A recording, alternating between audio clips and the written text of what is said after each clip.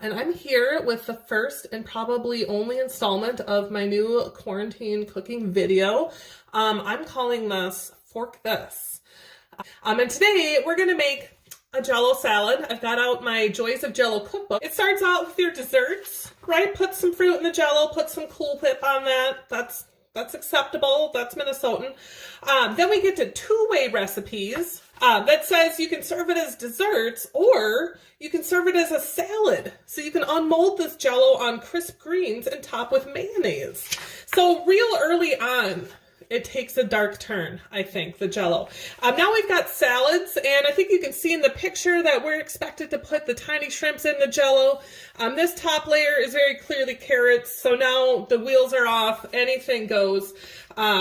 We're doing all types of things. My favorite one from this section is barbecue salad, where you make jello with tomato sauce, and then you cut it into cubes like this, and you're supposed to serve that on a salad of greens. So please invite me to your summer potlucks if you want to know more about that. What I'm going to make for you today is a vegetable salad. You can see those gorgeous pictures because I love the vegetable salad because it basically says put literally anything you want in any flavor jello.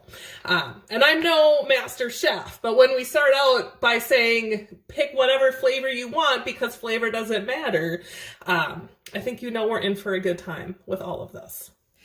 So with this jello salad, the instructions immediately have a bit of a twist to it. Instead of a whole cup of cold water, you start out with 3/4 cup of cold water, and then you add in 2 tablespoons of vinegar. I just have plain white vinegar, and I'm frankly not gonna really measure tablespoons because I'm not gonna eat this.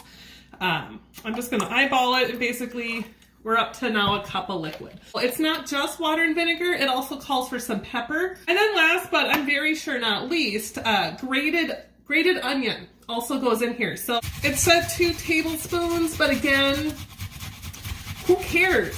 So I don't know, I've got a bunch of like onion mush. Just gonna put that in there. This is already gonna be good. And I'm going with lemon jello. Again, it said it doesn't matter. Basically, I just think it's easier and more fun to see the things I add into it. I think that's good. So yeah, we've got this. This is what's gonna go into our boiling jello. Time to dump in the jello. And also I should note the recipe calls for some salt in the boiling water. Doesn't tell you how much, whatever.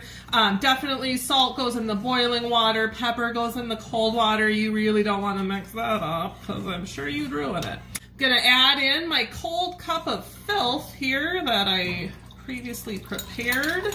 Got my jello mold here and I put it in a Pyrex because the first time I did this, it overflowed and then it like gelled in my fridge. And if you've ever cleaned jello out of a fridge shelf, like it was just not fun. So I have learned a lesson, plus it's kind of a tipsy mold. Tipsy mold, that's my band name, don't steal it. Okay, so yeah, maybe you can see the magic here. This is gonna pop in the fridge for about 45 minutes or so, and then we're gonna add in the vegetables, as you do. All right, I'm gonna prepare the vegetables to add into the salad. The recipe says cabbage, celery, green pepper, and diced pimiento. Interesting. It also says, or literally do whatever you want to. The cauliflower and pimiento, maybe diced tomato and cucumber and celery. Okay. Later on, then it also says, hey, instead of the vegetables, put in cooked ham and Swiss cheese if you want to make this an entree. And really, like so many of the recipes in here, like it just heavily swerves into put in mayonnaise, put in the crab salad. Like it's just a lot. But I'm gonna use carrots because I have carrots, and I'm gonna use olives because I have olives.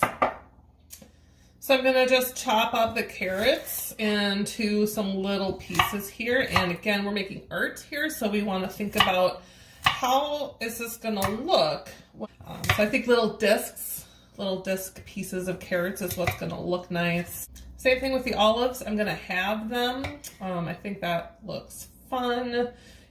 And I like the roundness of the olives. I think that's gonna look nice. I think the green, it's gonna be noticeable in the yellow jello. Okay, so it's been about an hour. It's still pretty liquid. You kind of want to find a sweet spot for putting the vegetables in when it's kind of starting to gel. Because otherwise they'll just all like float on top and then they'll be on the bottom, you know, when you flip over the Jello salad. I think I'm still just going to go ahead and dump them all in here and then maybe check it again in a little bit. So I'm just going to I'm dumping in the carrots and the olives that I prepared for this. All right, so this is a little more what you want to see with the consistency of adding the vegetables. You can see how, yeah, you can really see the gel coming through there. And so what I can do is I can push the carrot and onion pieces down into the middle, and that's gonna distribute them throughout the artwork. It's not quite uniform, right? Where this is quite the mixed media piece here. So it's gonna do its own thing a little bit. And also here's the part where you can look at it and go, do I want to put more in there? I feel that as an artist, you gotta trust your instincts, and my instincts tell me that I wanna put Cheerios in it. I think the round will be what it needs. Again, this is art. I'm not gonna eat it. So I'm gonna put some on top, and then that's gonna be great. I think that's fine. So then I'm gonna push them in. Yeah. Oh, this is fun. I think it's gonna be magical. I'm gonna pop this back in the fridge for, gosh, at least another hour, maybe 2. Okay, so it's go time here with the unmolding. Here's the Jello. Here we go. And then you just shake it. Ooh, look at it. Oh, there's a little bit left in there, so it wasn't totally done. Yeah, this is amazing. This is art. This is powerful art right here. The olives and the carrots are really nicely distributed throughout the entire piece. The Cheerios, I trusted my instincts. I still think that was the right call. They've really captured some interesting like air bubbles. I'm gonna try and get some close-up photographs of that. God, I'm really curious if they're crunchy. I feel like I just really wonder. I absolutely am not gonna try the olive in it. But I'm curious if the Cheerios are crunchy and how that worked. So it smells repulsive. This is vile. Oh God. Okay, it's not crunchy. Honestly, the Cheerio is the best part of this. Imagine it's lemon, it's onion, it's pepper, it's vinegar. There's olives nearby. Yeah, this has been great. So this has been an episode of Fork This. Fork it right in your mouth.